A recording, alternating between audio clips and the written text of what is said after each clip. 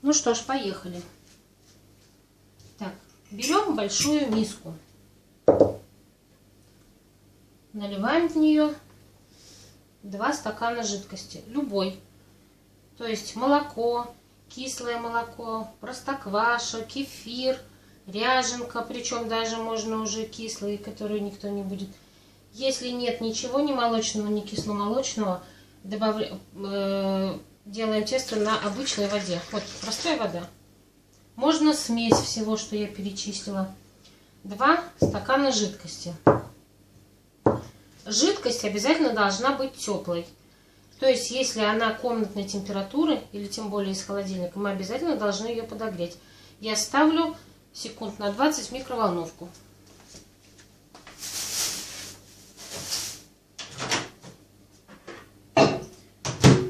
Жидкость должна быть теплой, но не горячей. Ни в коем случае, иначе дрожжи наши просто сварятся. Подогреваем.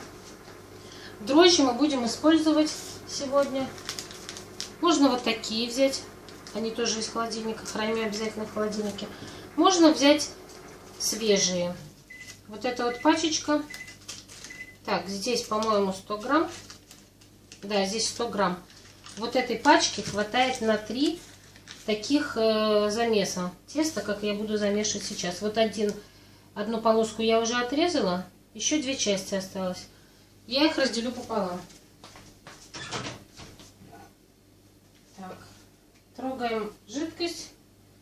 Она еще прохладная, поэтому ставлю еще на 30 секунд.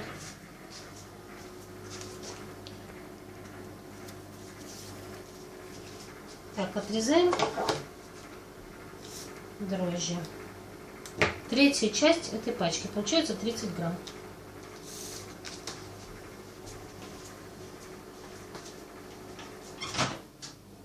Так, ну вот наша жидкость подогрелась. Она уже теплая. Опускаем туда дрожжи. Вот так вот их разминаем слегка. Если сухие, просто высыпаем пакетик. И размешиваем. Размешиваем до полного, до почти полного растворения дрожжей. Они растворяются быстро. Так, дрожжи еще не совсем перемешались. Кладем туда 2 столовые ложки сахара. 1, 2. И чайную ложку соли.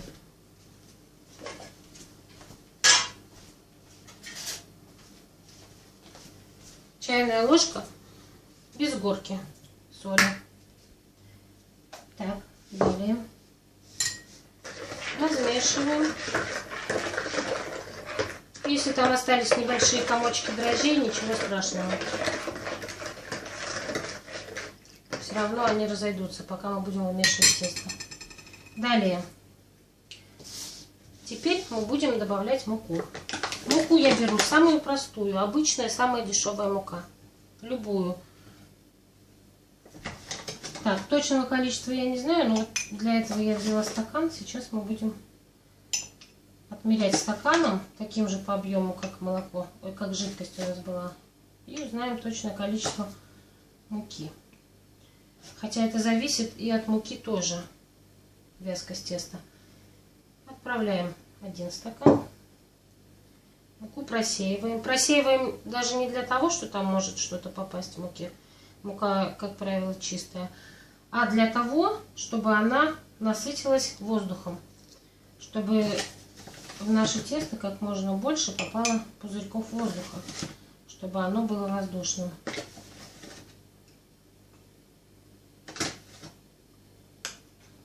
Так, 2 стакан.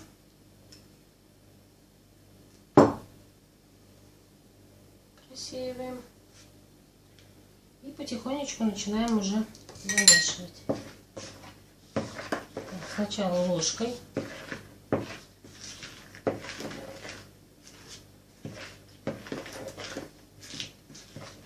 Так, 3 стакан.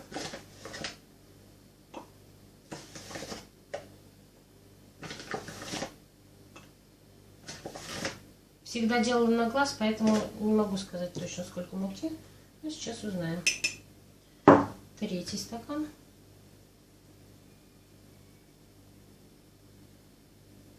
Так, и я думаю, 4 еще войдет.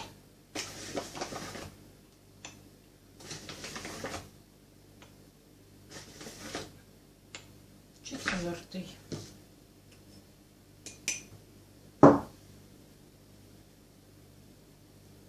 Итак, пока у нас 4 стакана муки и 2 стакана жидкости. Яйца я никогда не добавляю в тесто. Только если тесто мне нужно для булочек сдобное, вот там, да, там уже и яйца, и сметана, и масло сливочное бывает. Ну вот, я думаю, действительно 4 стаканов будет достаточно. Подмесить муки никогда не поздно, никогда не добавляйте ее сразу много. Если тесто получится густое, вот его уже сделать более жидким будет проблематично. А добавить муки не проблема. Вот оно такое, смотрите, уже получается такое вязкое. Так, вот на этом этапе можно добавить еще чуточку муки. Ну, допустим, 1 ложку, потому что будем сейчас месить, и все равно муки надо будет еще. И добавляем на этом этапе где-то 1/3 стакана масла. Даже не 1/3, четверть. Не бойтесь, что масла много. Масло чувствоваться в тесте не будет. И переходим на вымешивание руками. Тесто должно быть теплым, потому что жидкость наша теплая была. А так как мы его намаслили, то оно не прилипает ни к рукам, ни к стенкам чашки. Месить одно удовольствие. И оно уже сейчас такое пружинище, упругое. То есть даже сейчас уже понятно, что тесто начинает подходить, дрожжи начинают работать. В принципе, оно уже готово. Смотрите. Тесто не надо делать таким твердым, плотным, как для пельменей, например, как пельменное. Тесто должно быть такое приятное на ощупь, в общем, как женская грудь примерно. Вот такое же оно упругенькое и в то же время мягкое. Смотрите, уже начинает пузырьки появляться. Тесто уже начинает подходить. Если тесто сильно липнет к рукам, то добавить можно еще ложку или 2 даже муки. Но тесто все равно должно быть, смотрите, немножко таким не совсем не густым, не как пластилин, иначе оно будет туго подходить. Лучше, если что, если жидковатое, добавить муки при разделке, то есть когда мы будем уже лепить из него пироги, пирожки. Все, наше тесто готово к растаиванию. Я его оставляю в этой же миске, накрываю сверху крышкой для микроволновки и в таком виде оставляю. Если дома холодно, можно поставить тесто в микроволновку, включить на 10 секунд и там же его оставить. Там будет тепло внутри, и оно там быстрее подойдет. Либо, если у вас нет подходящей чашки большой, можно будет тесто, вот этот весь комок, смотрите, уже видно на глазах, как он подходит. Его можно переложить в обычный пакетик и в пакете оставить. Пакет можно завязать. Сейчас я вам покажу. Ну, вот берем пакетик.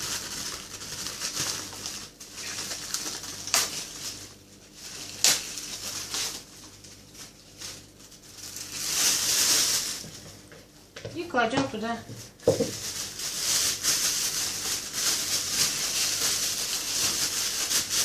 наше тесто. И вот так прям оставляем. Не завязываем. Оно постепенно заполнит весь пакет. Так, ну я оставлю его в чашке. чашку накрою крышкой и оставлю прямо здесь на столе. Пока наше тесто подходит, мы можем заниматься начинкой. Как раз за то время, пока мы приготовим начинку, тесто подойдет. Подходит оно где-то час, полтора, два, зависит от температуры жидкости и от температуры, которая у нас дома. Если дома жарко, тесто подойдет быстрее. Если дома прохладно, то оно будет подходить чуть-чуть подольше. Также зависит от состояния дрожжей. Если дрожжи свежие, тесто подойдет быстрее. Если не очень свежее, оно будет подходить подольше, но оно обязательно подойдет. Ну все, я приступаю к приготовлению начинки, а вы пробуйте, учитесь. Я вас уверяю, все у вас получится. Через час-два я покажу, как будет выглядеть тесто.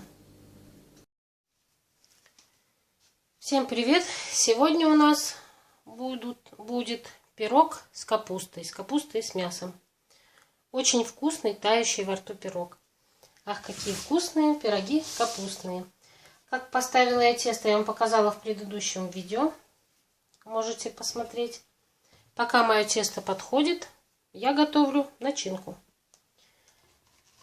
Для начинки я взяла полкило мяса, свинина, грудинка, 2-3 луковицы и грамм 700, 800, 900 капусты.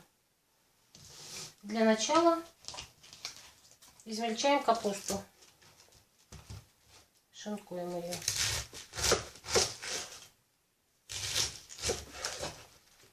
Шинкуем на мелкие.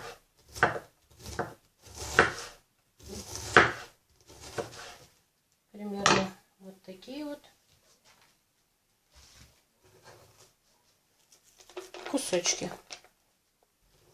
Нарезаем капусту. Не крупно, не мелко, средненько.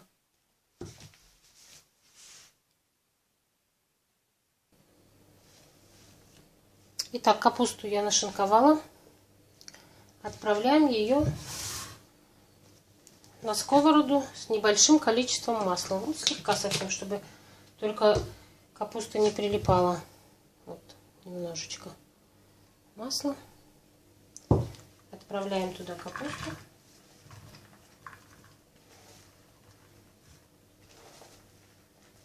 И ставим на небольшой огонь. Нам не нужна тушеная капуста, жареная. Нам нужна слегка обмякшая капуста, чтобы она немножечко стала мягкая, чтобы она не хрустела в пироге. Мы ее ставим на небольшой огонь и будем изредка помешивать, чтобы она не стала поджариваться, румяниться. Ставим на огонь.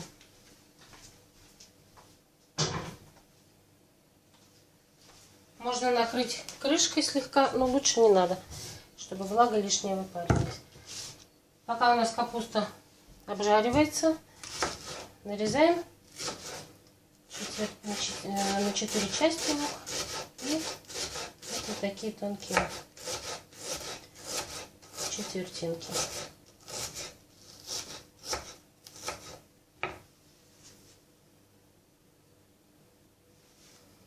Лук я нарезала.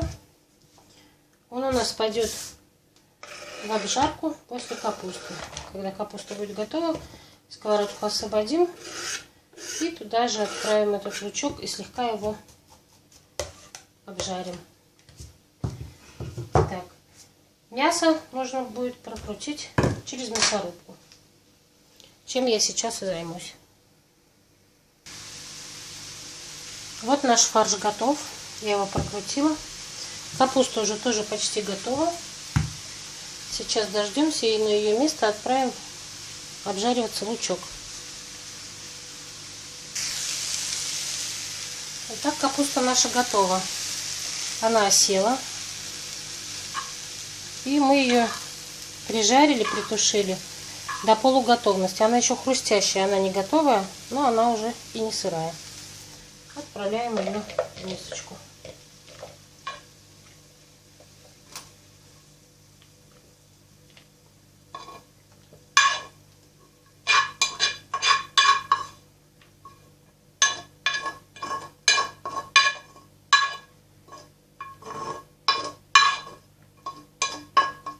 в освободившуюся сковородку. Ну, капнем немножко масла. Чуть-чуть совсем. И обжарим лучок до золотистого цвета. Пока обжаривается наш лучок, я покажу, до какого состояния поднялось на данный момент тесто. Вот посмотрите, его уже стало, ну я не знаю, раза, наверное, в 4 больше, чем было. Ну, в 3 точно. Но когда оно совсем подойдет, оно займет полностью миску. Отправляю его дальше. А сами продолжаем готовить начинку. Если ваше тесто подходит медленнее, чем вам хотелось бы, то вы можете поставить его в микроволновку, подогреть секунд 10-20 и там оставить в микроволновке. Пусть оно дальше поднимается там в тепле. Через какое-то время, минут через 20, можно еще секунд на 10 включить. Таким образом ускорить подъем теста. Итак, наш лучок готов. Вот мы его обжарили до золотистого цвета. Отправляем его к капусте.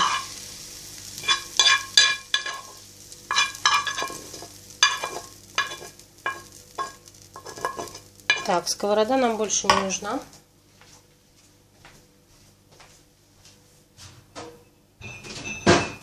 Мясо в начинке будет сырое. Так, теперь в капусту с луком выкладываем наш мясной фарш.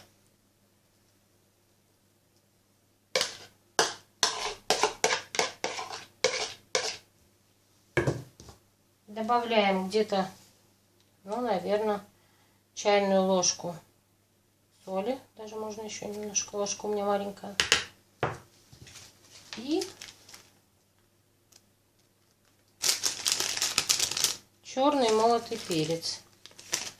Добавляем тоже где-то почти целую ложку. И все это хорошенечко перемешиваем, всю нашу начинку.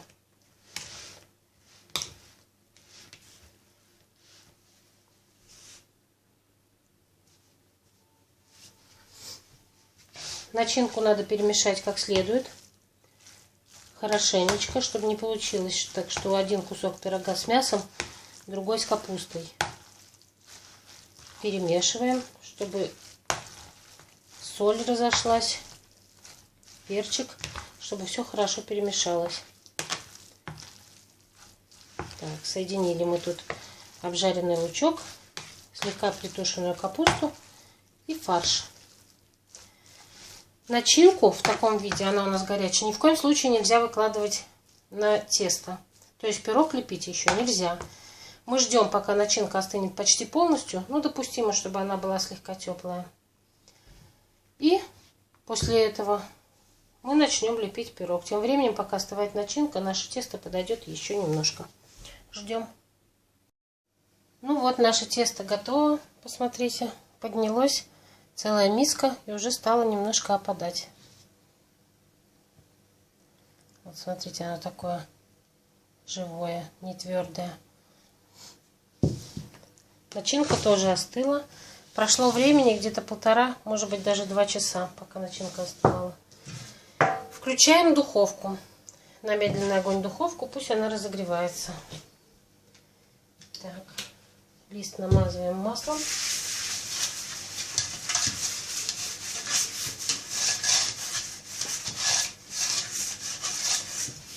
Намазали. Масляными же руками берем. Вот смотрите, какое тесто. Берем. Я беру вот такой вот комочек. С крупное яблоко теста. И буду его сейчас раскатывать. Немножечко муки.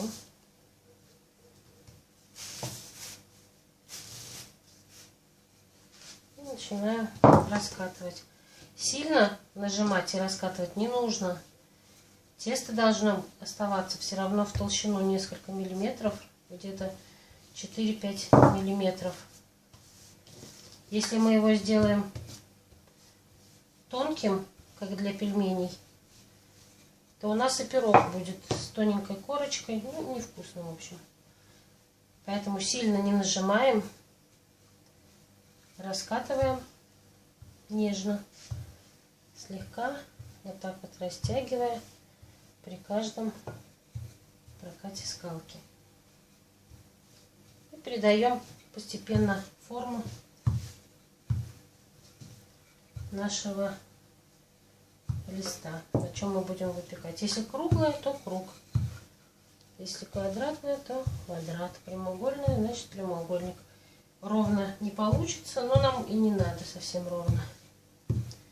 Вот смотрите, у меня получился примерно такой формы, как мне надо. Толщина, ну, миллиметра 3-4. У кого толще получилось, ничего страшного. Теперь смотрите, наматываем, кладем, видно,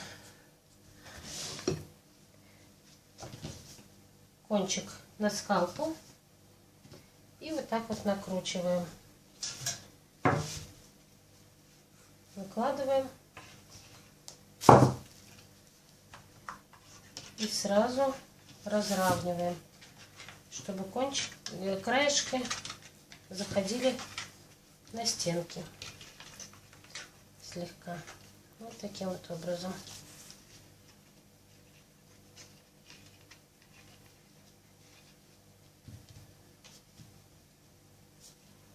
Все. Дно нашего пирога готово. Теперь мы сюда будем укладывать начинку. Начинка уже остыла.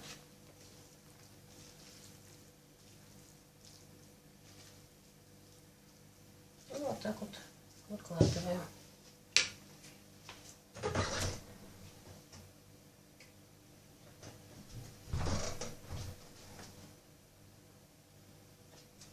Выкладываем и разравниваем.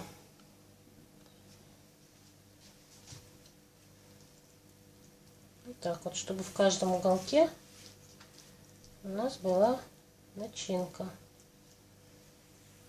Сильно прижимать не надо. Мы ее просто как бы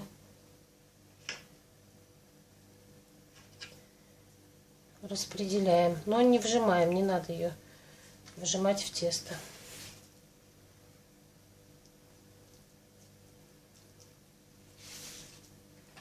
Вот таким вот образом распределяем начинку.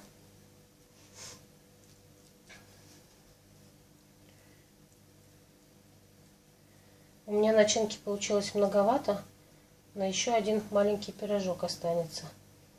А вы смотрите, если у вас осталось совсем мало начинки, то лучше уж выложить ее дополнительным слоем, пусть потолще немного будет, ничего страшного.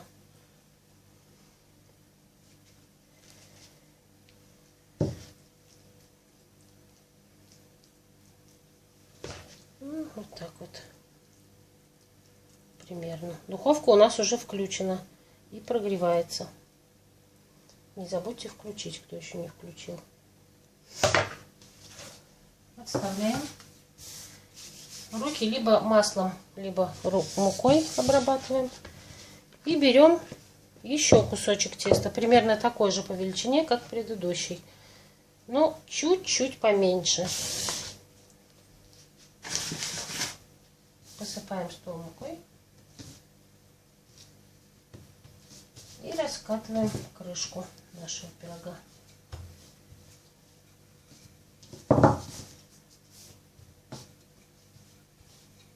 Тоже сильно не нажимаем. Тесто должно быть живое. По консистенции оно как, даже не знаю, как сказать, как что. Ну, такое очень мягкое, теплое.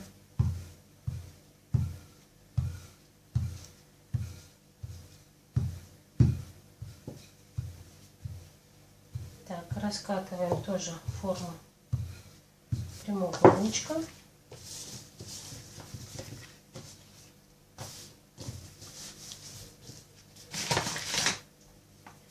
Сильно не нажимаем, чтобы тесто осталось эластичным. Делаем примерно такой же формы, только чуть поменьше, потому что на бортике нам не нужно будет. Опять же накручиваем на скалку и выкладываем сверху.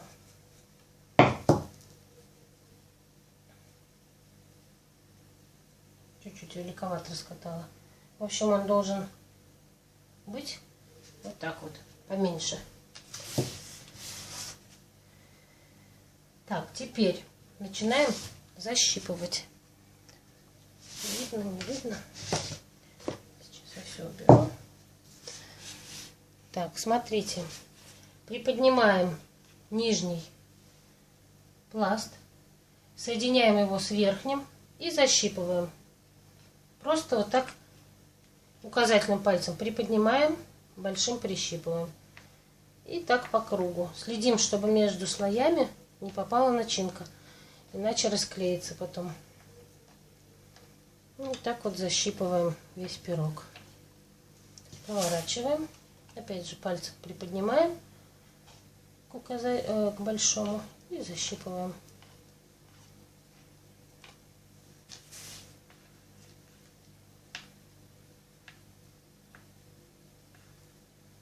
Следим, чтобы начинка не попала.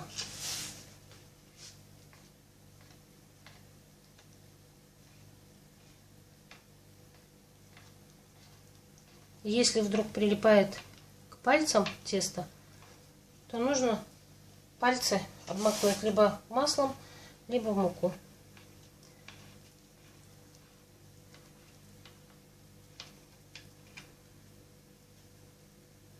Вот так вот. Заклеили весь пирог. Проходим теперь еще разок. Уже нажимаем посильнее, чтобы склеилось все наверняка. Чтобы ничего у нас не расклеилось.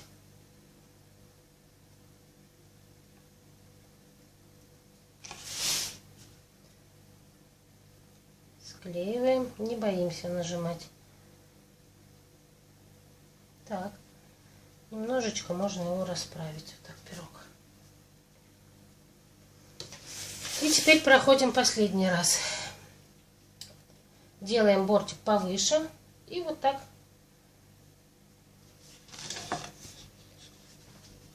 Посмотрите, немножечко загибаем его вниз и прищипываем. Загибаем, прищипываем. Как-то неправильно я встала, что тень от моей руки. Пальцем загибаем, большим прищипываем. Делаем елочку, веревочку. Ну, елочку, веревочку, косичку. Кто как может, так и защипывайте. Можно просто вот так оставить.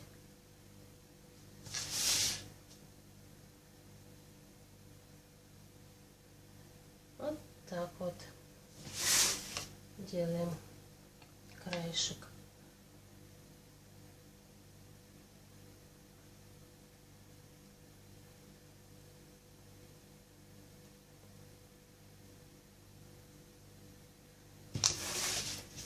Когда мы залепим весь пирог, нам нужно будет дать время, чтобы он расстоялся, чтобы тесто подошло.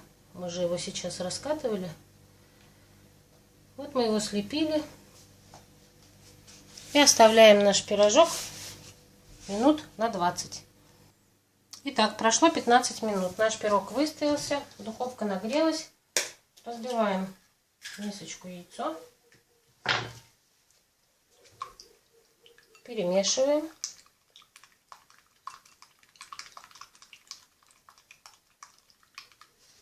И смазываем наш пирог, чтобы он сверху покрылся блестящей корочкой, чтобы корочка его блестела. Вот так вот аккуратненько. Не забываем про краешки. Все аккуратно смазываем яйцом.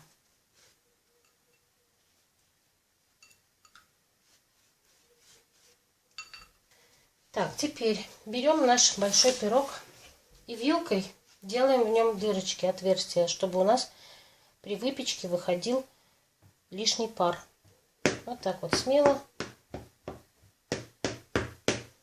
сделали дырочки. Пирог наш поднялся, смотрите, какой красивый. И отправляем его в духовку. Ставим средний огонь. Итак, прошло 25 минут, и я пирог вытаскиваю.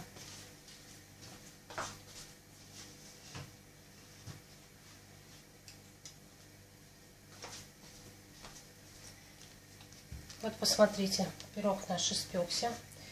Держим аккуратно, чтобы не обжечься. И я подготовила специальную, положила доску, и сверху на нее вот такая тряпочка у меня есть.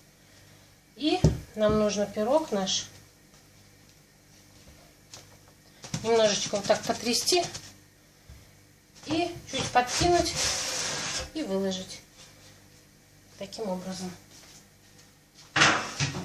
Запах стоит непередаваемый. Вот смотрите, вот эти вот места, это я плохо яйцом промазала. Вот их, смотрите, мои огрехи сразу видно. Но ничего страшного. А так пирог очень-очень даже вкусно пахнет. Смотрите, второй стороной тряпочки этой я его закрываю и оставляю в таком виде отпыхнуть, как говорила моя бабушка. Оставляем минут на 15-20. После этого его можно нарезать кусочками и есть. Я вам обязательно все покажу. Ну вот, наш пирожок отдохнул. Теперь можно его резать. Вы не представляете, как вкусно пахнет. Пахнет вот именно тестом, выпечкой. Ну и начинкой, конечно, тоже. Вот так вот разрезаем его.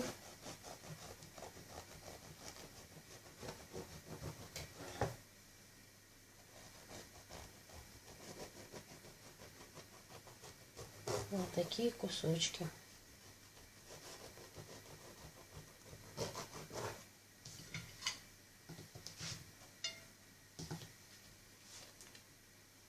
Пирог еще горячий. Посмотрите.